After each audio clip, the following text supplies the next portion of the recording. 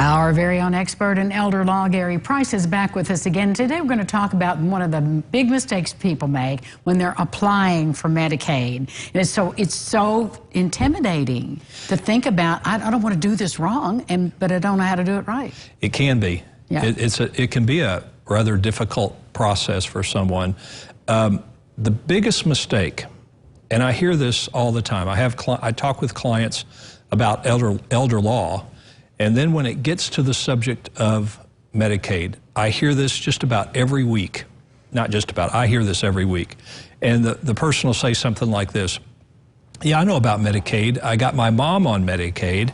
When we put her in the nursing home, we had to spend all her money before she qualified. And I've heard that so many times too, Gary. And it's true. I'm sure she did have to spend all her mom's money before she qualified for Medicaid. But here's the point I want to make today. You don't have to, it doesn't matter if you have hundreds of dollars or hundreds of thousands of dollars, you don't have to spend all your money before you qualify for Medicaid. You do not.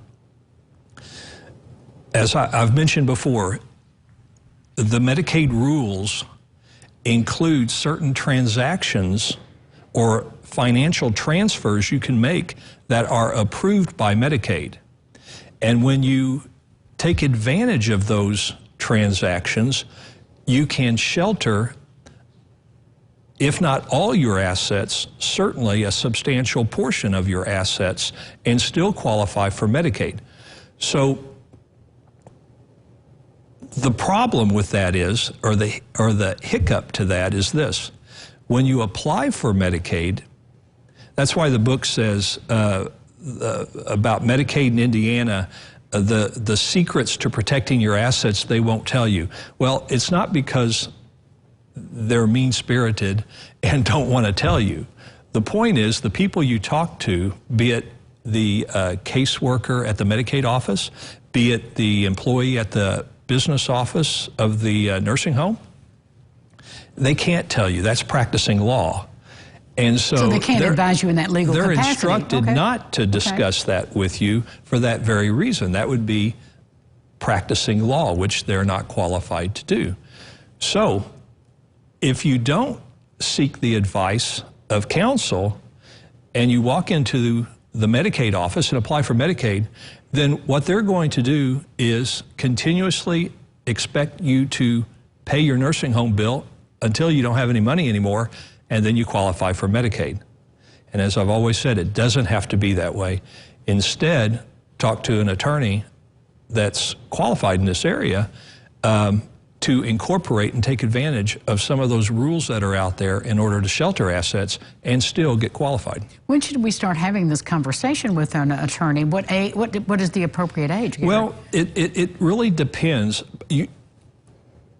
In most situations, when we're in a crisis mode is when a loved one, we know that a loved one now we've accepted the fact that they have to go into a nursing home. Certainly, at that point, that's the latest point. Now, once they get into a nursing home, it's not too late, but probably we can't shelter as many assets or as much of the asset estate if you'd contacted me before. But you know, people who are just worried about it. I mean, if someone comes in and says that comment to me, my mom went into the nursing home, they're probably not going into a nursing home. They're not concerned about going into a nursing home right now, and they're wanting to talk to me about what can we do to shelter assets in the event I do have to go into the nursing home. Wow. So it's never too early to have that conversation, but it's never too late to have the conversation as well, and again, to take advantage of the rules that are out there that are available. How do we get your book? The book, you call my office, and I'll be happy to send a copy of the book to you at no charge. My phone number is 812-479-8721. Again, just call the office. I'll be happy to send you a copy. Thank you, Gary. Always informative. We'll be back with more Local Lifestyles after this. And then we'll see. This portion of Lifestyles is sponsored by Gary Price, elder law attorney.